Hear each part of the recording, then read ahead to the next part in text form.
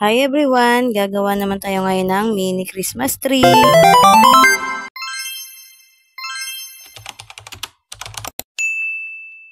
Ayan, at may nagawa na ako ditong dalawang Christmas tree. Ang gagawin ko na lang dito is lalagyan ko siya ng mga stand or paa. Ayan, kulay white and red. Ang isa, tapos yung isa naman red and green. Ayan, karton nga pala yung gagawin kong stand nito, pinakapaa niya.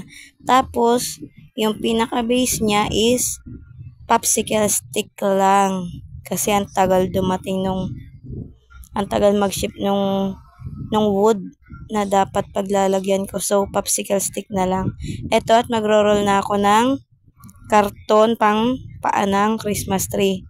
Bago yon, magipilipit-pilipit muna ako dito ng pasi wire na ipangbabalot ko sa karton. Ayan. Ganito nga pala yan. Gagawin ko, ididikit ko lang yan paikot hanggang mapuno ang karton. Dire-diretso lang yan hanggang sa maubos ko yung lagyan yung karton na yan. Ayan, patapos na ako dito. Pangalawang stand na nga pala itong nagawa ko. Ayan, napaso. Ang sakit ng stick lumakapaso. Ayan, dikit-dikit lang natin at ayan, tapos na nga. Dalawa na ang nagawa ko. Ayan, ganito magiging style niya pagka naidikit ko na.